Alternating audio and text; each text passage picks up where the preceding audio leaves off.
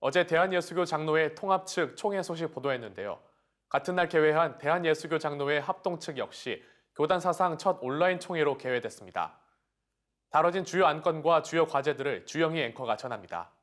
대한예수교장로회 총회가 최근 경기도 용인 세덴교회를 본부로 전국 35개 교회를 화상회의 플랫폼인 줌으로 연결해 첫 온라인 화상총회를 개최했습니다.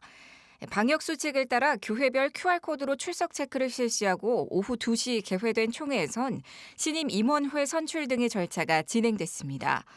이번 총회의 주제는 세움입니다.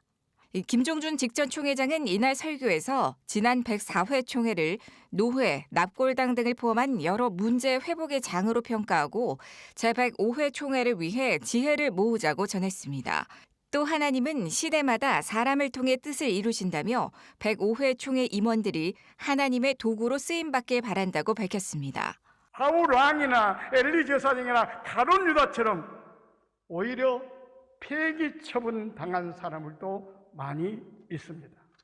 그러므로 105회 총회 임원들과 총대 여러분들이 하나님께 쓰임받는 도구들이 되셔서 총회를 바르게 건강하게 아름답게 세우는 신임 총회장인 세덴교회 소강석 목사가 선출됐습니다.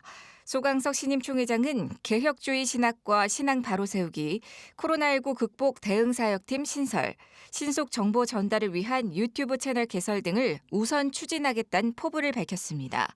여전한 관심사인 총대 문제에도 힘쓰겠다고 강조했습니다. 무엇보다 개혁주의 신학과 신앙을 바로 세우기 위해 노력을 다하겠습니다. 둘째, 믿음의 선진들의 땀과 눈물로 세운 총신을 속히 정상화되도록 최선을 다해 섬기겠습니다. 최근 논란이 되고 있는 포괄적 차별금지법 제정과 관련해선 반대의 입장을 확실시했습니다.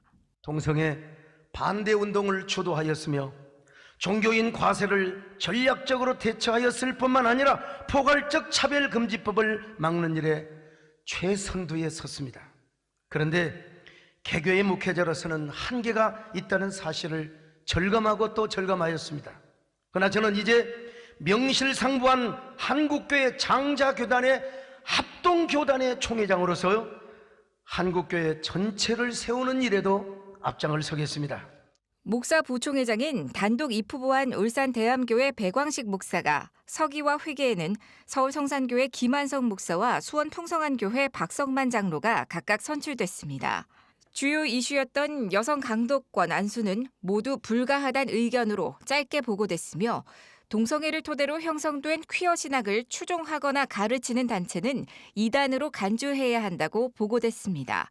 한편 사회적으로도 관심을 모은 전광훈 목사에 대한 이단성 여부 판단은 불발됐습니다.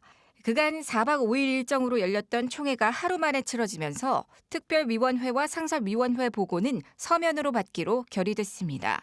원활한 논의를 거치지 못한 채 안건들이 미진하게 처리돼 아쉽다는 의견이 나오고 있는 만큼 향후 개최될 임원회와 재정부 등에서 주요 안건들이 어떤 방향으로 다뤄질지 귀추가 주목됩니다. CGN 투데이 주영입니다.